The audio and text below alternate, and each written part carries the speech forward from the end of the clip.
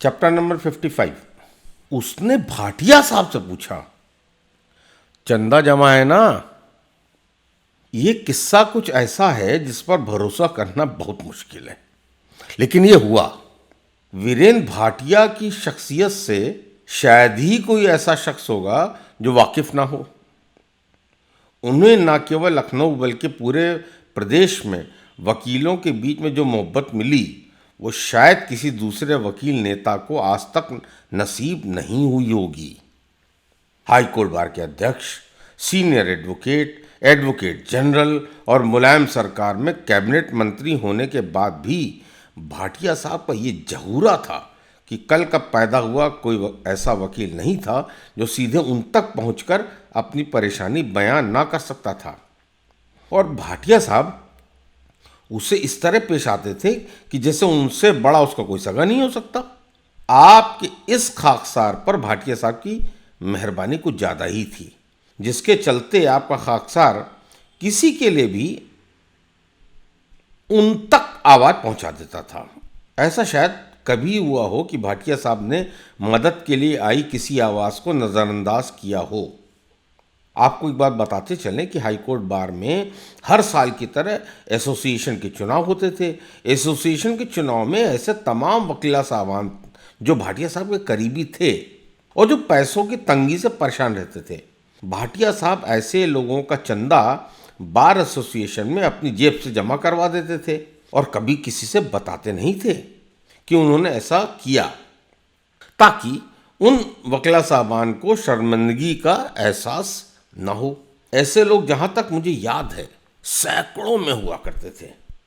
मगर एक बार कुछ हुआ यूं कि हम सब भौचक्के के रह गए।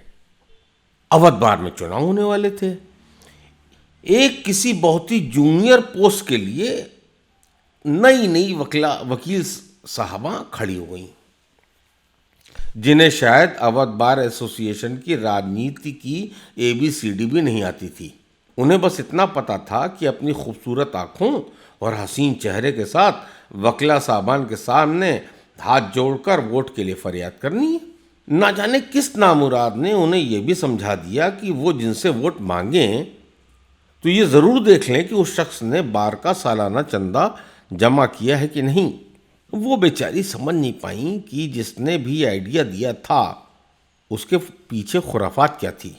तो वो कन्विंसिंग करते करते अवध बार के हॉल के उस हिस्से में पहुंच गईं जहां पर सभी सीनियर एडवोकेट जैसे नागेंद्र मोहन साहब, कालिया साहब, प्रशांत चंद्रा साहब और भाटिया साहब जैसे वकील बैठे हुए थे। आपको ये बताते चलें कि जब इतने सीनियर एडवोकेट उस जगह बैठे हों तो हम लोगों की भी, जो शायद 20-20 साल की वकालत कर चुके थे, हिम्मत नहीं होती थी कि उनके सामने जाएं। ऐसे में ये वकील मोहतरमा वहाँ पहुँच गई और उन्होंने वोट की फरियाद शुरू कर दी। जैसा कि लिहाज होता है वैसे सीनियर्स ने उन्हें चलता हुआ अंदाज में इशारा कर दिया कि वो सोचेंगे, और न जाने कैसे मोहतरमा की निगाह भाटिया साहब पर पड़ी और इससे पहले कि वोट मांगती उन्होंने भाटिया साहब से दरियाफ्त कर डाली कि भाटिया साहब का चंदा जमा हुआ था कि नहीं। वहां पर मौजूदा दूसरे वकील साहबान के जैसे होश उड़ गए और सीनियर एडवोकेट भी संजीदा हो गए। भाटिया साहब ने मौके की नज़ाकत को समझा और मोहतरमा से बताया कि हाँ, उनका चंदा जमा हो चुका है। मगर इससे पहले कि मोहतरमा वहाँ से आगे बढ़ती, भाटिया साहब ने उनके सीनियर के बारे में जानना चाहा और जैसा कि मोहतरमा ने बिल्कुल साफ साफ बताया, ये भी बताया कि अभी तकरीबन 1 साल पहले से वो उन सीनियर साहब के साथ काम कर रही हैं। वहाँ पर मौजूदा सभी सीनियर एडवोकेट के लिए दूसरा झटका था, क्योंकि मोहतरमा के उस्ताद कभी भाटिया साहब के जूनियर रह चुके थे।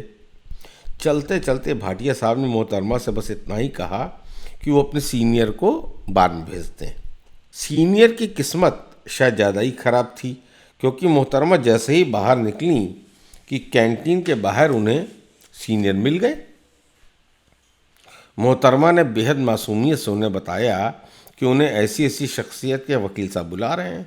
सीनियर साहब फ़ौरन समझ गए कि भाटिया साहब ने उन्हें तलब किया और वे अंदर पहुंच गए। अंदर पहुंचकर उनकी जो धुलाई हुई उसे लंबे अरसे तक बार में एक किस्से की तरह सुना और सुनाया गया।